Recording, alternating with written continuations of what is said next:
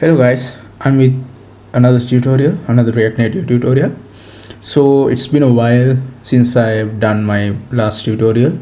I couldn't made any tutorial lately since I was kind of busy with my work. So in this tutorial, I want to tell you about custom hooks, right? So in React and React Native, we are using custom hooks, and it was kind of hard for me to understand a custom hook at the very beginning because I couldn't find a suitable tutorials for that. But now with the understanding that I have in regarding the custom hooks, I'm going to teach you everything from my point of view. All right. So basically, React Native comes with a couple of predefined hooks such as use effect, use state. Basically, what we are doing, the features that we use within a class component. In order to use those same features within the functional components, we use a hook. So that is the theoretical way of explaining a hook. But what I have learned, what is a hook is, it's like a piece of code that we can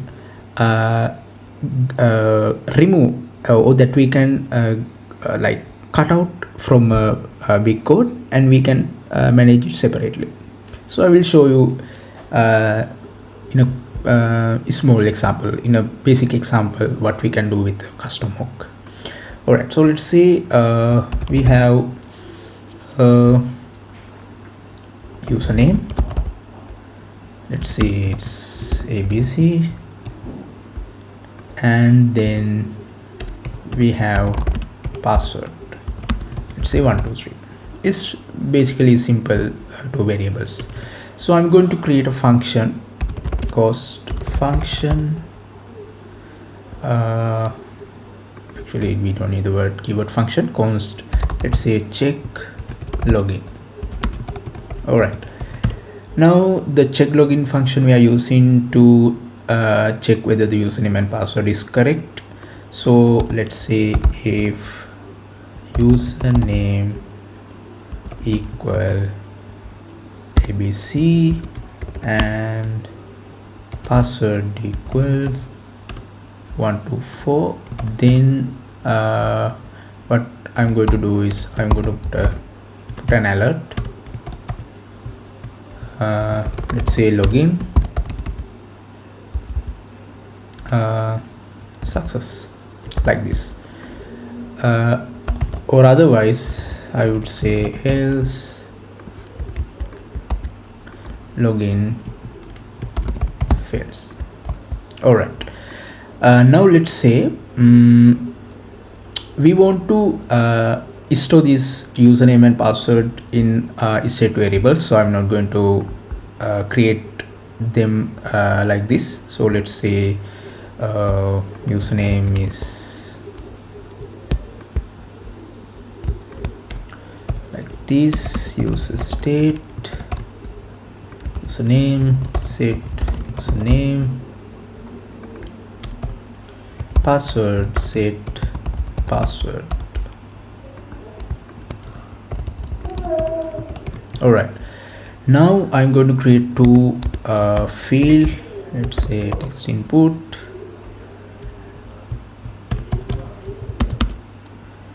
on change text.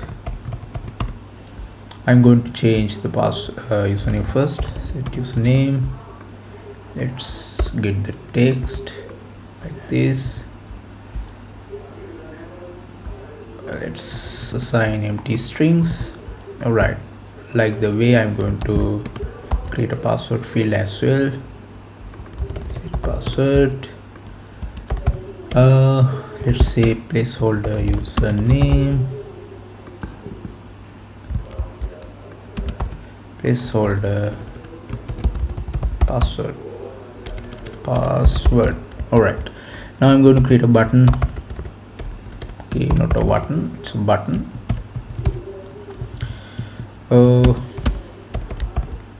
Title, let's say login on press.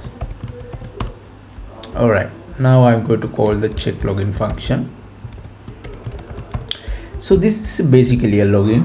So what we can do, if we say, let's say www.111.222, when you press login, it says login fails.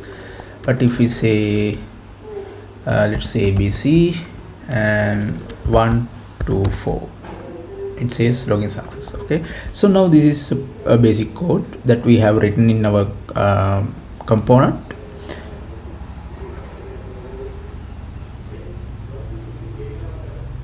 So now the thing is, I wanted to separate the functionality part of this code in a different section. So let's say I wanted to use this, let's say I have written a big authentication code in the check login function. If I wanted to use this authentication mechanism somewhere else, this way I have to write the same thing over and over again whenever in a component, if I wanted to use the same mechanism. But what I'm going to do is I'm going to cut out the check login function and the related states or related variables that are associated with the function into a separate code. All right, so I'm going to cut out these three, and let's not worry about the error set. Okay, I will create a new file, let's say called use auth. All right, so this is I would say TS6. Let me think. No, I don't need to use any JSX component here because I'm not going to create any UIs inside this component, so I'm going to keep it as TS. I'm going to create the hook now. So we are going to now create a hook. All right, so this is I have renamed as use auth because this is a custom hook. With this custom hook, I'm going to use the auth mechanism. Pretty much you can see the meaning of the name, use auth. Right, I'm going to then put everything here, and I'm going to import the state. I'm going to import the alert like this, and I'm going to return. So now I need the check login function because button requires that, and two text fields requires the state functions.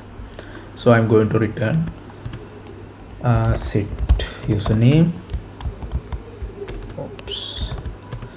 and set password like this. So I'm going to return whatever the things I want to use in this file from the hook. Then I'm going to call use auth. Okay, I have to export this content from this file, otherwise it is not visible. Use auth like this. Then from the use auth function I can so this will return this object. Then I can like use the destructive mechanism here in to break the object. Okay, now you see the code is somehow pretty structured and it's really clean. So whenever someone else who hasn't done the code in this section can really understand what is happening here. So whenever, and the other opportunities, like you can use this use auth custom hook in anywhere else, and you just have to fill out the gap. Like you just have to, if there is a button in the UI that you are going to use this hook, in the button function you can use the use login, and you can use the set password and set username on the corresponding text field. So that is all you have to do. Now I have my custom hook. So within the custom hooks, everything we can do in terms of regarding the login mechanism. So we can write down hundreds of lines in this code, and only this code we are going to contain our logics. So we are keeping the UI in a different place, and we are keeping the logic in different place. Okay, so this is the basic idea, and this is actually the reason why we have to use a hook. I will tell you just one more reason. So you might have this doubt, why do we have to use a hook to do this? So let's say I can like separate this check login function here, and then I can export it, and then I can then can I actually create this states inside this function? So that's the question. Actually, you can, so use state is also a hook. So the theory here is only you can use a hook within inside a hook or a functional component. Those are the only two places you can use a hook. So that's why if you want to use a hook such as use state, you have to do use that either in a hook or a functional components. Those are the only two places. So that way also we can fulfill our requirement. We don't have to like worry. We can write down any hooks inside this our custom hook.